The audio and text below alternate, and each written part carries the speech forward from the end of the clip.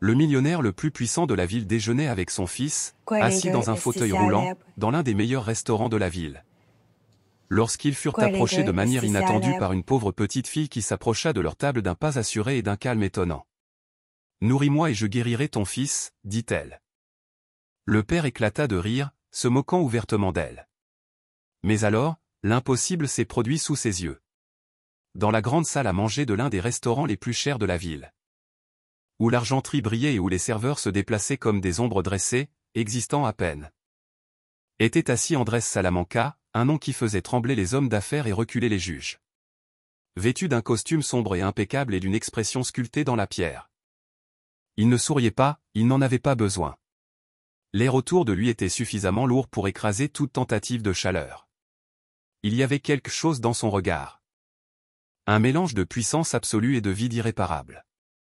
À côté de lui était assis son fils, Eduardo, âgé de 9 ans petit, calme. Avec des yeux doux qui semblaient toujours attendre quelque chose qui n'arrivait jamais. Il avait perdu l'usage de ses jambes 5 ans plus tôt, après un accident de voiture. Même les meilleurs médecins du monde n'ont pas réussi à inverser son état. Andrés a vérifié sa montre pour la 3e fois en 5 minutes. Il tapota ses doigts avec impatience sur la table.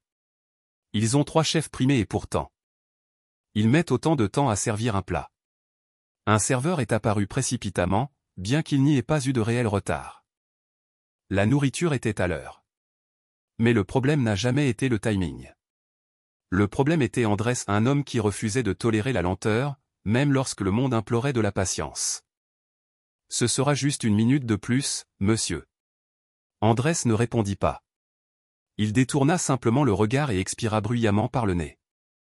Eduardo, de l'autre côté de la table, observait tout en silence, remuant la paille dans son jus, distrait. Apparemment indifférent, peut-être juste habitué. Tout le restaurant exprimait une sorte de vénération cérémonielle pour cet homme qui achetait des actions comme d'autres achetaient du pain. Mais ce jour-là, quelque chose de totalement inattendu se produisit en descendant l'escalier de marbre de l'entrée principale. C'était une fille. Vêtue de vêtements simples. Ses cheveux attachés en 2 tresses, ses yeux grands ouverts et sombres comme une nuit sans lune. Elle avait le genre de présence qui ne criait pas, mais ne demandait pas non plus la permission. Elle marchait entre les tables comme si elle traversait un champ ouvert, ignorant les regards stupéfaits des riches invités. « D'où vient cette fille » murmura une femme, serrant son sac contre sa poitrine. « Sécurité » murmura un autre homme à sa femme, tandis qu'un serveur hésitant entre l'arrêter ou faire semblant qu'elle n'était pas réelle. Mais la fille ne s'est pas arrêtée. Ses pieds nus faisaient peu de bruit sur le sol élégant, mais chaque pas ressemblait à une déclaration. Comme si le restaurant avec ses vins rares, ses nappes en lin et son arrogance amidonnée étaient défiés par quelque chose de bien plus fort que le luxe. Lorsqu'elle atteignit la table d'Andrés et d'Eduardo, elle s'arrêta net. Elle les regarda tous les deux, comme si elle savait déjà qui ils étaient. Eduardo leva lentement les yeux et, pendant un instant, il sembla arrêter de respirer. Il y avait quelque chose chez cette fille, quelque chose qu'il ne savait pas comment nommer, mais qu'il pouvait ressentir au plus profond de lui-même. Andrés haussa un sourcil, préparant déjà la phrase acerbe qu'il utilisait habituellement pour renvoyer les étrangers avec la même glace qu'il utilisait pour licencier les PDG. Mais avant qu'il puisse parler, la fille le fit. Sa voix n'était pas forte, mais elle était ferme, claire, pleine de certitude. « Donne-moi quelque chose à manger et je guérirai ton fils. » Le silence qui s'abattit sur la salle à manger après ces mots ne ressemblait à aucun silence jamais entendu auparavant. Ce n'était pas le silence respectueux des réunions d'affaires, ni le silence poli des convives discrets. C'était un silence qui semblait presque surnaturel, une pression dans l'air. Comme si même les lustres en cristal avaient peur de briller trop fort. La fille se tenait là, les yeux rivés sur Andrés, comme si elle ne venait pas de dire quelque chose d'impensable. Eduardo ne sia pas. Il y avait trop d'espoir dans ses yeux pour détourner le regard. Mais Andrés sentit son sang bouillir de l'intérieur. Ce doit être une blague, murmura-t-il en se penchant en arrière sur sa chaise avec un sourire cynique et venimeux. Tu comprends ce que tu dis, ma fille? Guérir mon fils? Avec quoi, ta petite main sale? La fille ne répondit pas. Elle ne bougea pas. Elle a simplement continué à le regarder. Et cela l'a rendu encore plus furieux. Tu crois que c'est une émission de télé-réalité? Tu crois en savoir plus que les meilleurs médecins de la planète, que je paie depuis 5 ans pour qu'ils fassent à nouveau un pas. Sa voix s'éleva, indifférente désormais aux apparences. Il était trop en colère pour maintenir le décorum. Eduardo tira doucement sur la manche de son père. Papa, écoute-la simplement. Andrés arracha son bras d'un geste brusque. Non, Eduardo. C'est une arnaque. Encore une personne qui profite de la souffrance d'autrui. Elle essaie de nous tromper. Serveur! Cria-t-il en claquant la table. Sortez cette farce d'ici avant que je la jette dehors moi-même. Le serveur hésitait, ne sachant que faire. Personne ne savait quoi faire. Après tout, elle n'était qu'une fille, mince, pieds nus. Avec la voix de quelqu'un qui portait plus de certitude que les années. Même le maître d'hôtel, habitué à gérer des milliardaires et des célébrités, ne savait pas comment gérer quelque chose d'aussi absurde. Puis, la fille parla à nouveau. Je ne mens pas, dit-elle avec la même sérénité. Se tournant maintenant vers Eduardo. Puis-je vous donner une petite preuve? Avant qu'Andrés ne puisse l'arrêter. Elle s'avança. Ses pieds nus ne faisaient presque aucun bruit sur le sol et ses mouvements étaient délicats mais incroyablement sûrs. Elle s'agenouilla devant le fauteuil roulant et posa doucement sa main sur les jambes du garçon. Ce n'était pas le contact d'un médecin, ni celui d'un prêtre. C'était quelque chose de simple. De pur le contact de quelqu'un qui croit en ce qu'il fait et en ce qui pourrait arriver ensuite. Eduardo frissonna légèrement, presque imperceptiblement une inspiration plus profonde. Une tension dans ses doigts. Mais rien de spectaculaire. Aucun miracle visible, aucune lumière, aucun son. Seule l'étrangeté du moment. Et une attente qui n'a rien donné et pourtant. Elle retira respectueusement sa main, se leva, fit un pas en arrière et dit seulement. Parfois. Cela prend quelques minutes. Andrés a explosé. Plus filtré, plus civilisé, dépouillé de tout masque de raffinement. C'est ça? C'est ton grand coup? Hurla-t-il en bondissant violemment sur ses pieds. Vous touchez ses jambes et vous espérez qu'on le croira? Mon fils est toujours paralysé, vous comprenez? Il ne veut pas marcher juste parce que vous avez posé les mains sur lui. Le restaurant s'est figé sous le choc. Le ton, les mots. La violence, c'était brutal. La fille n'a rien dit. Elle baissa la tête et s'éloigna sans discuter, sans courir. Elle est simplement partie comme elle était entrée. Avec le même calme de quelqu'un qui savait qu'il avait fait sa part. Mais même lorsqu'elle est partie, j'avais l'impression que quelque chose avait été laissé derrière elle. Andrés se rassit, soufflant, les poings serrés. Eduardo n'a pas parlé. Mais ses yeux restèrent fixés sur la porte par laquelle elle avait disparu. Il y avait une nouvelle lumière en eux, la lumière de quelqu'un qui avait ressenti quelque chose que son corps ne pouvait pas expliquer. Le serveur venait de poser leurs assiettes sur la table. Regrettant déjà de ne pas avoir fait semblant de trébucher en chemin. L'ambiance du restaurant, autrefois dominée par des murmures raffinés et une musique d'ambiance, était désormais étouffée par un autre type de silence, celui qui s'installe après quelque chose de violent, d'inutile et d'irréversible. Andrés était assis là. Sa posture toujours préparée à l'attaque. Les poings serrés sur le linge blanc, la mâchoire serrée. Les yeux rivés sur le vide. Il n'y avait aucune victoire dans sa rage, seulement l'ombre d'un homme qui savait, au fond de lui, qu'il était allé trop loin. De l'autre côté de la table. Eduardo tenait sa fourchette mais ne pouvait pas la porter à sa bouche. Sa poitrine se soulevait et s'abaissait à un rythme différent, comme si quelque chose bougeait à l'intérieur. Soudain. Il posa doucement la fourchette et plaça ses deux mains sur ses jambes. Il baissa les yeux, fronça les sourcils et murmura presque inaudiblement. Papa. Andrés n'a pas répondu. Il continuait à fixer le mur, essayant de contenir la tempête qu'il avait déclenchée. Papa, j'ai chaud aux jambes. Le garçon répéta les mots à un fil de voix suspendu entre la peur et l'émerveillement. Le père se retourna lentement, d'abord avec scepticisme. Puis avec le début de quelque chose d'autre dans ses yeux, quelque chose comme de la peur. Que veux-tu dire par chaud? Eduardo toucha son propre genou avec ses doigts et déglutit difficilement. Je ressens vraiment quelque chose. Les mots sont sortis déchirés, comme s'ils avaient lutté pour exister après des années d'enfouissement. Andrés se redressa sur sa chaise. Se pencha en avant et tint le visage de son fils dans ses deux mains, le forçant à répéter. Dis-le encore. Tu ressens quoi? Des picotements, papa. J'ai des picotements dans les jambes. C'est léger, mais je sens quelque chose. Le monde semblait s'arrêter. Andrés recula en titubant comme s'il avait reçu un coup de poing dans l'estomac. Toute son arrogance, son mépris. Sa ferme conviction que tout était une fraude se sont effondrées en un instant, brisées par un seul murmure de son fils. Il s'est levé si vite que la chaise est tombée. Les serveurs tressaillirent. Les têtes se tournent. Mais cette fois, il s'en fichait. Il attrapa son manteau, jeta un billet sur la table, sans compter. Sans réfléchir, en courant. Il s'est précipité vers la porte d'entrée du restaurant, repoussant les clients sur son passage. Sur le trottoir brûlant sous le soleil de midi. Ses yeux scrutaient les rues avec désespoir. « Fille » cria-t-il, ne connaissant pas son nom. « Petite fille, où es-tu » Il courut jusqu'au coin. Regarda dans les deux directions. Traversait sans vérifier le feu.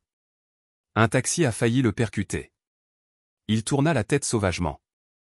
Comme un homme perdu en lui-même. Il a appelé. Il a plaidé. Il a couru vers la place de l'autre côté de la rue. Il cherchait les ombres sous chaque arbre. Mais il n'y avait aucune trace d'elle. Pas de petit. Fille. Aucune silhouette. Seul l'écho de sa propre voix rebondit sur les murs de la ville. La sueur coulait sur son front. Mais il ne s'arrêta pas. Il sentit son cœur se bloquer dans sa gorge. « S'il te plaît, reviens. » murmura-t-il. « Je ne suis plus fier. N'est plus composé. Juste un homme brisé face à quelque chose qu'il ne pouvait pas comprendre. Ce qui m'a fait le plus mal. Ce n'était pas le regret de l'avoir mise à la porte. C'était la pensée qu'elle avait été là. À portée de main. Et il l'avait traitée comme une ordure. Comme une menace. Comme une folie. Et maintenant. Eduardo disait qu'il pouvait sentir ses jambes après 5 ans. 5 longues années. Quand Andrés est finalement revenu au restaurant. La table était vide. Les assiettes étaient devenues froides. Eduardo regardait par la fenêtre. Il y avait des larmes dans les yeux du garçon. Mais ce n'était pas par tristesse. Elle est partie. N'est-ce pas? Demanda-t-il, sans quitter la rue des yeux. Andrés s'assit lentement. Vaincu. Il passa sa main sur son visage. Comme s'il essayait d'effacer l'homme qu'il avait été jusqu'à ce moment-là. Elle était réelle, mon fils? Dit-il doucement. Et je ne l'ai pas vue. Rien de plus n'a été dit. Il n'y avait plus rien à dire. Seul le poids d'une certitude. Qu'il venait de laisser passer la seule véritable chance pour son fils de remarcher. Dans les jours qui ont suivi, Andrés Salamanca a cessé d'être le milliardaire intouchable et calculateur. Il est devenu un homme au bord de l'effondrement. Il parcourait la ville comme un fou. Obsédé. Défiguré par la culpabilité. Il a engagé des détectives privés. Images examinées de restaurants. De stations de métro et de places publiques. Il a payé des pots de vin aux employés de la gare routière. Fouillé des abris, des hôpitaux, des églises. Des ruelles. Il a à peine dormi. Il a à peine mangé. Les appels étaient frénétiques. À chaque fois, sa voix semblait plus désespérée. Je paierai tout ce qu'il faudra. Mais trouve cette fille. Elle a environ 9 ans. Peau brune. Cheveux foncés. Yeux intenses. Recherchée à nouveau. Cherchée dans les rues. Je dois la retrouver. Alors. Que le monde autour de lui essayait de continuer comme d'habitude. Andrés s'enfonça plus profondément dans un trou qu'il avait lui-même creusé. Et aucune somme d'argent ne semblait suffisante pour s'en sortir. Eduardo. Pour sa part, ressentait également l'absence. Pendant un bref instant. Il avait de nouveau espoir. Il avait réussi à remuer ses orteils. Il a souri. « Papa, il fait à nouveau chaud. » dit-il. Mais alors. Comme si le temps était écoulé. Tout s'est arrêté. Les jambes sont redevenues engourdies. La sensation a disparu comme si elle n'avait jamais existé. Et ça. Cela a détruit Andrés. Cela haine. Peut pas être une coïncidence. Ce n'est pas possible, répétait-il encore et encore. Faire les 100 pas dans le salon. Elle a commencé quelque chose. Et je l'ai repoussé. C'était à l'aube froide. Après plus d'une semaine de recherche. Que le téléphone a sonné. Andrés a décroché à la première sonnerie. À l'autre bout du fil. La voix d'un des hommes qui l'avait embauché. Monsieur Salamanca. Nous avons trouvé une fille correspondant à la description. Elle est dans un refuge du côté nord. Avec sa mère? Avant la fin de l'appel. Andrés avait déjà les clés de la voiture en main. Son visage était hagard. Yeux enfoncés. Barbe non rasée. Il ne ressemblait plus au dirigeant redouté et imposant. Mais un père implorant la rédemption. L'abri était simple. Modeste. Ses murs ébréchés par le temps. Les escaliers. ERS usés par l'usage. À son arrivée, il a été accueilli avec suspicion. Personne ne comprenait ce qu'un homme dans une voiture de luxe faisait là à cette heure-là. Mais il leur a juste montré le nom. La description de la fille. Et j'ai continué. Il marchait dans des couloirs étroits bordés de dessins d'enfants collés au mur. Jouets cassés. Matelas sur le sol. L'odeur du désinfectant couvrait à peine le moisi. Chaque pas le plongeait plus profondément dans un passé qu'il avait essayé d'enterrer. Lorsque la porte d'une des pièces s'ouvrit, il s'est figé. Ses yeux se sont dirigés droit vers la fille. Dormir. Enroulée sous une fine couverture. C'était elle. La même fille qui avait rencontré sa fierté. Avec des yeux calmes. La même fille qui avait touché les jambes de son fils avec une foi silencieuse. Mais ensuite il vit la femme assise à côté d'elle. Expression fatiguée. Et le sol semblait disparaître. Sous lui. Andrés s'est avancé 2 fois. Puis s'arrêta complètement désorienté. Ce n'est pas possible, murmura-t-il. La voix tremblante. La femme leva lentement son visage. Malgré les années. Malgré les marques de la vie. La minceur. La fatigue dans son regard. Il l'a reconnue. Angélica? Dit-il. Comme quelqu'un qui voit un fantôme. Elle n'a pas bronché. Son visage s'est durci.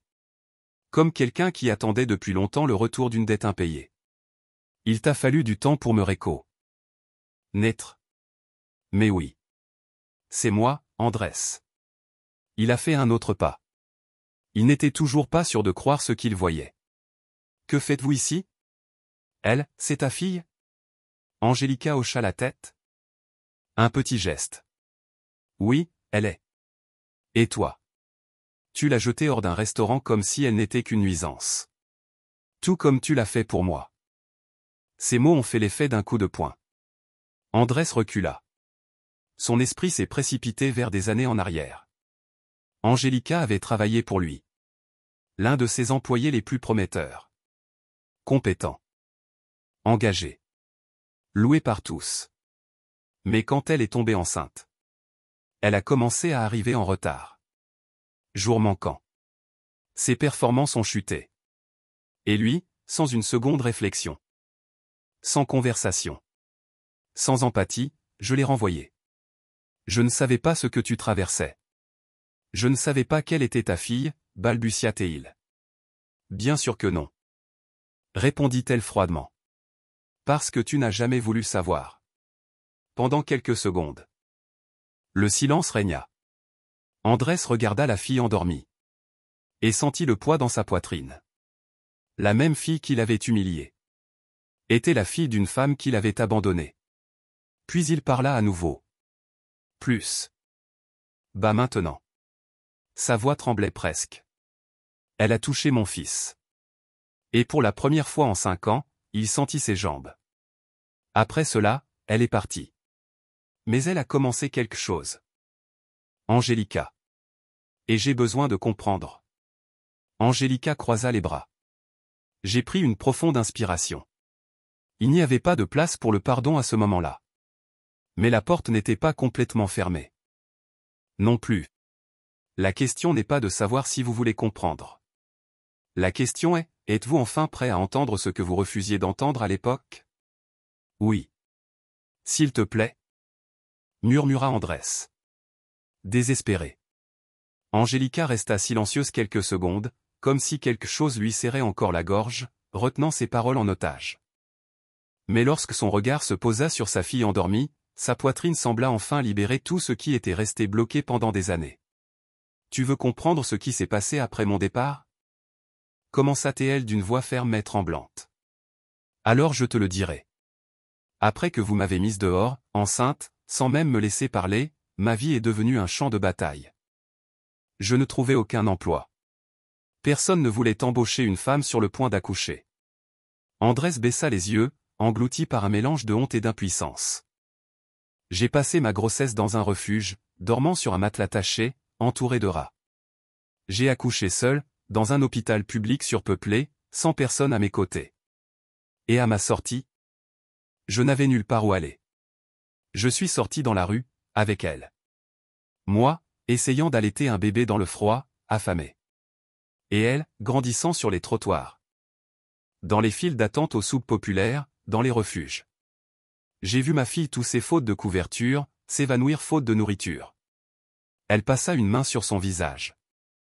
Comme si elle essayait d'effacer un film qu'elle n'avait jamais voulu regarder. Et tout ça a commencé parce que tu as décidé que je n'étais plus utile. Parce que mes performances ont chuté. Bien sûr que si, j'étais pleine de vie. Mais pour toi, je n'étais plus qu'un numéro rouge sur un rapport. Andrés peinait à respirer. Il voulait répondre, se justifier, supplier. Mais aucun mot ne pouvait égaler ce qu'il entendait. Elle a grandi sans chambre, sans jouets, sans fête d'anniversaire, mais dès son plus jeune âge, Iris avait quelque chose de différent. Un regard. Une présence. Je ne sais pas comment l'expliquer, mais elle savait quand quelqu'un avait besoin de quelque chose. Elle allait vers les bonnes personnes au bon moment. Jamais pour attirer l'attention. C'était comme si elle voyait ce que personne d'autre ne voyait. Elle regarda sa fille avec tendresse, puis continua. Un jour, elle a vu un homme assis sur le trottoir, en pleurs. Elle m'a dit : « Il a besoin d'aide, maman. Il est malade intérieurement. » Et quand elle s'est approchée et l'a touché, il s'est effondré, pleurant comme un enfant. Il nous a dit qu'il avait voulu se suicider. Mais qu'il ne l'avait pas fait, car une petite fille, assise à côté de lui a murmuré : « Tu vas encore bien. » C'est arrivé plus d'une fois. Des gens brisés, des gens malades, des gens tristes. Elle, le ressent. Il n'y a pas d'autre mot. Andrés regardait la jeune fille comme s'il assistait à un événement sacré. Son esprit essayait encore de comprendre que cette petite fille, rejetée et invisible, avait sauvé non seulement des inconnus, mais peut-être aussi son propre fils. Je l'ai vue entrer dans ce restaurant comme si elle savait déjà où aller.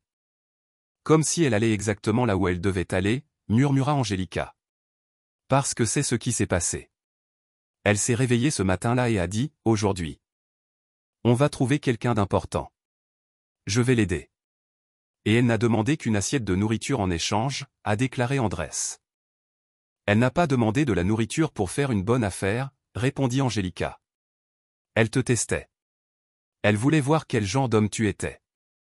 Angelica se leva lentement. Croisa les bras et croisa son regard.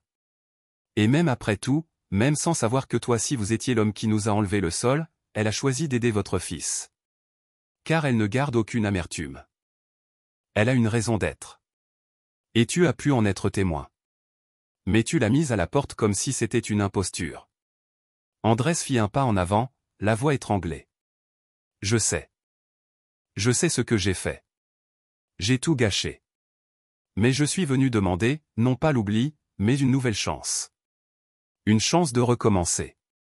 Angelica ne répondit pas immédiatement. Son regard restait fixe, mais la dureté avait changé. Il y avait là une nouvelle forme d'épuisement, celui de quelqu'un qui a trop lutté et qui aspire maintenant au repos. Venez avec moi, dit-il. Tous les deux. Ce n'est pas de la charité. Ce n'est pas de la pitié. C'est ce que vous méritez. C'est ce que je dois faire. Le silence qui suivit ne dura pas longtemps. Iris, éveillée depuis un moment, écoutait en silence. Quand Andrés eut fini de parler, elle regarda sa mère, puis de nouveau lui. On peut y aller, maman? C'est tout ce qu'elle a dit. Mais c'était plus que n'importe quelle excuse ne pourrait jamais contenir. La nuit tombait lentement sur la demeure d'Andrés Salamanca, comme si le ciel lui-même hésitait à éteindre le jour. C'était étrange de voir la maison ainsi illuminée non pas par l'opulence, mais par quelque chose de plus doux. Pour la première fois depuis des années. Cette vaste demeure anguleuse aux murs froids et aux lignes droites semblait contenir plus que du luxe. Elle contenait de l'espoir. Lorsqu'Angélica et Iris franchirent la grande entrée, Andrés leur proposa de leur montrer leur chambre. Mais Iris le regarda avec une confiance tranquille et dit « Je veux passer un moment avec Eduardo. Rien que nous deux. » Dans sa chambre. Andrés hésita une seconde, surpris par la fermeté de la jeune fille. Puis il hocha la tête et lui indiqua le chemin, bien sûr. Faites comme chez vous. Je serai juste devant si vous avez besoin de quoi que ce soit. Iris avançait d'un pas léger, comme si elle connaissait déjà le chemin. Elle ne demandait pas d'aide. Elle ne se retournait pas. Elle traversait les couloirs d'un pas silencieux, comme si elle les avait déjà parcourus. Les tableaux coûteux, les tapis persans, les meubles européens, rien de tout cela ne semblait l'affecter. C'était comme si sa présence inversait le pouvoir du lieu. Eduardo était dans sa chambre, assis sur le lit, regardant par la fenêtre. En entendant la porte s'ouvrir, il ne sursauta pas. Mais ne fut pas surpris non plus. C'était comme s'il l'attendait. Elle entra tranquillement, ferma doucement la porte et le regarda avec le genre de regard qui demande la permission avant d'agir. « Salut » dit-elle à voix basse. « Salut » répondit-il, plus vif que d'habitude. Iris s'approcha et s'assit par terre devant lui. Elle resta silencieuse un instant, le regardant simplement. Eduardo baissa les yeux, honteux. « Mes jambes ont de nouveau perdu toute sensibilité, dit-il tristement. « Ils dorment, c'est tout, répondit-elle doucement. Parfois. L'âme met un peu plus de temps à tout réveiller.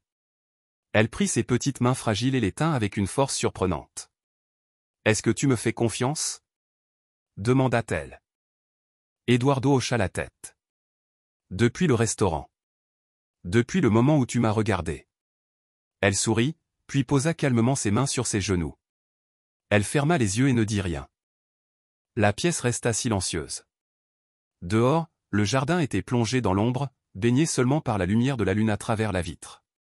À l'intérieur, on n'entendait que leur respiration. Et puis, petit à petit, quelque chose a changé. Eduardo écarquilla les yeux. La sensation commença par une douce chaleur, puis une légère pression, puis un profond changement en lui. « Ça recommence » murmura-t-il, la voix tremblante. Iris resta silencieuse, comme si son énergie coulait directement à travers ses mains. Eduardo laissa échapper un soupir brusque. Ses orteils se recroquevillèrent. Les muscles de ses mollets tremblèrent. Il se pencha, toucha ses jambes, essayant de confirmer avec ses doigts ce qu'il ressentait. Ça picote, vraiment fort maintenant. Avec effort, il pressa ses pieds contre le sol. D'abord l'un, puis l'autre. Le lit craqua doucement. Il se redressa en s'aidant des accoudoirs, les yeux grands ouverts, le corps tremblant. Iris était immobile, observant attentivement. Puis, il se leva. Ses jambes tremblaient. Son corps vacillait. Mais il était debout, pour la première fois depuis 5 ans. « Je suis debout » répéta-t-il. Comme s'il avait besoin de l'entendre pour le croire. « Tu te réveilles » dit Iris avec un sourire calme. À l'intérieur comme à l'extérieur. « Je viens de rappeler à ton corps qu'il sait encore marcher. » La porte s'ouvrit lentement et Andrés apparut dans le couloir. Il avait attendu dehors comme la fille l'avait demandé. Mais quand il vit son fils debout au milieu de la pièce, les mains tremblantes dans l'air, comme apprendre à voler, il tomba à genoux. Il n'y avait pas de cris, pas de halètement dramatique. Juste de lourdes larmes. Silencieux. Désespéré. Il a rampé jusqu'à son fils. Il tenait ses jambes. Puis son torse. Puis son visage. J'essaie de toucher chaque sang. Maître de ce miracle. Tu marches. Il n'arrêtait pas de répéter. Toujours sous le choc. Eduardo a pleuré. Mais il a souri. C'est un papa super-héros. Elle m'a réveillé de l'intérieur. Andrés se tourna pour regarder Iris. Elle les regardait tranquillement. Pas de fierté. Pas besoin de crédit. Juste du calme. Comme quelqu'un qui sait que ce n'est pas une question d'être vu. Mais étant nécessaire. Dans cette pièce. Où aucun médecin ni expert ne pouvait percer. Une petite fille a fait l'impossible. Pas de projecteur. Pas d'applaudissements. Juste la foi. Eduardo a aidé son père à se relever du sol. Pas avec force. Mais avec le miracle dans ses jambes. Et la lumière dans ses yeux. Andrés se tenait là. Sans voix. Des larmes encore sur son visage. Je veux dire merci. Désolé. Tout à la fois. Iris était assise silencieusement. Dans le coin. Pas de célébration. Pas de triomphe. Juste calme. Comme si ce n'était que le début. Plus tard dans le salon. Andrés versait de l'eau avec des mains tremblantes. Angélica était assise à côté d'eux. Sa fille. Toujours abasourdie. Eduardo se reposait entre les coussins. Souriant comme quelqu'un qui a trouvé quelque chose qu'il pensait perdu à jamais. Andrés marchait à pas de loup. Il avait besoin de part. L'air. Agir. Pour honorer ce qui s'est passé. Je ne sais pas comment te remercier. Tu as tout changé. Toute ma vie j'ai essayé de contrôler le monde avec l'argent. Avec puissance. Et ça n'a jamais marché. Mais vous deux. Tu as fait l'impossible. Je ne veux pas seulement te remercier. Je veux agir. Vous aurez une maison digne. Sécurité. Argent. Angélique. Vous aurez le travail que vous méritez. Et Iris. La meilleure. École. Tout ce dont vous avez besoin. Je le ferai. Il y a eu un moment de silence. Puis la voix douce mais ferme d'Iris perça. Nous acceptons l'aide. Andrés expira. Soulagé. Mais ensuite elle a ajouté. Mais ce n'est pas suffisant. Il s'est figé. Que veux-tu dire par ce n'est pas suffisant? Iris le regarda droit dans les yeux. Pas avec colère. Mais avec clarté. Vous devez vraiment changer. Pas seulement pour nous aider. Mais pour arrêter de blesser les autres aussi. Tu as du pouvoir. Une voix. Une portée. Mais si vous l'utilisez uniquement pour garder les choses telles quelles, ça ne vaut rien. Vous devez apprendre à votre fils ce qui est bien. Montre-lui que les gens peuvent faire des erreurs. Mais ils peuvent aussi les réparer. L'argent aide. Mais seulement quand cela élève les autres. Le regret ne peut pas être juste un sentiment. Cela doit devenir une action. Ces mots n'étaient pas fantaisistes. Mais ils ont coupé profondément. Andrés s'est senti exposé. Mais il ne s'est pas défendu. Il baissa les yeux. Parce qu'il savait que c'était vrai. Tu as raison. Il a murmuré. Pour la première fois. Un m'a dit ça en face. Et j'ai compris. Iris s'est levée. Il lui a pris la main. Votre fils a commencé à marcher. Maintenant c'est ton tour. Puis elle lâcha prise. Il savait alors. Réparer le présent n'était pas suffisant. Il a dû reconstruire le passé. Avec action. Pour devenir quelqu'un dont il n'aurait pas honte. Ces mots sont restés avec lui. Pas une question de gentillesse. Mais réparer. Plus de discours. Assez. Sion uniquement. Il fallait que ce soit réel. Il fallait que cela touche des vies. Dans les jours qui suivirent. Il a commencé petit. Au sein de sa propre entreprise. Il a réuni les directeurs. J'ai examiné tous les licenciements douteux des 5 dernières années. Création d'un comité interne. Je veux faire face à chaque personne qui a subi une injustice ici. Le message s'est répandu. Des ondes de choc dans les couloirs de l'entreprise. Les gens le regardaient différemment. Avec curiosité. Avec un respect prudent. Mais il ne s'est pas arrêté. Il a examiné les bénéfices de l'entreprise. Réduisez vos dépenses PE. Ressonnel. Des millions ont été donnés pour soutenir les mères célibataires. Les femmes en crise. Enfants dans les refuges. Pas de publicité. Pas d'agence de relations publiques. Juste un but silencieux. Duardo le rejoignait souvent. Ils ont visité des refuges. Cliniques. Écoles. Le garçon marche maintenant. Toujours incertain. Mais poser des questions. Pourquoi n'ont-ils pas de lit? Pourquoi certains enfants n'ont-ils pas de parents? Andrés écoutait plus qu'il ne parlait. Pour une fois. Il était l'étudiant. Allons-nous continuer à faire cela? Eduardo a demandé un jour. Après avoir visité un foyer pour enfants handicapés. Andrés sourit à travers ses larmes. Pour le reste de nos vies. Mon fils. C'est pour cela que nous vivons maintenant. Ensemble. Ils ont lancé un programme de réadaptation. Thérapie gratuite. Des foyers d'accueil élargis. Bourses créées. Des emplois réservés aux mamans qui recommencent à zéro. Il devenait. Pas seulement un homme nouveau. Oh. Mais l'homme qu'il aurait toujours dû être. Lors des réunions. Andrés jetait un coup d'œil à Eduardo. Et pense à Iris. Elle n'a rien demandé. N'a jamais demandé d'applaudissements. J'ai juste continué à étudier tranquillement. À côté de sa mère. Mais sa présence se faisait sentir dans chaque décision. Les gens ont commencé à remarquer. Les journalistes ont posé des questions. Certains collègues se sont moqués. Mais Andrés ne s'en souciait plus. Sa valeur ne se mesurait pas en chiffres. Mais dans les vies changées. Maintenues. Maison reconstruite. Un matin. Il s'est garé devant une modeste maison à un état. GE. Peinture fraîche. Fenêtre lumineuse.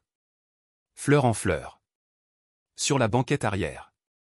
Iris et Angelica regardaient dehors. Incertains. Eduardo était assis devant. Les yeux brillants. Où sommes-nous? Angelica. Demandez. Andrés a ouvert sa porte. Je veux te montrer quelque chose. Quelque chose qui est à toi. Ils l'ont suivi. Il a remis à Angelica un trousseau de clés. Cette maison a été construite pour vous. Pas de charité. Mais parce que tu mérites un nouveau départ. Elle a touché la porte. Puis la porte. C'était réel. À l'intérieur. Une maison vivante. Chambres ensoleillées. Jouets simples. Livres. Un uniforme avec le N. OM d'Iris brodé dessus. Elle est déjà inscrite. Et toi Angelica? Il lui a remis un contrat. Un vrai travail. Un salaire équitable. Plus besoin de choisir entre la survie et la maternité. Iris entra dans la paix. Yes. Puis se tourna vers lui. La maison est belle. L'école est incroyable. Mais ce n'est pas la partie la plus importante. Est-ce que c'est? Andrés avait l'air confus. Elle secoua la tête. Ce qui compte. Le c'est. Changement que vous faites est-il? Pas seulement dans nos vies. Mais dans la vie? Tu peux encore atteindre. Eduardo lui prit la main. Tu es comme une étincelle. Tu illumines les gens de l'intérieur. Iris sourit. Nous devons juste rappeler aux gens qui il était. Avant qu'il n'oublie. Andrés la regarda. À la famille maintenant devant lui. Et je savais. C'était le vrai miracle. Tout a commencé. Avec une petite fille. Qui a demandé un repas. En échange d'un miracle.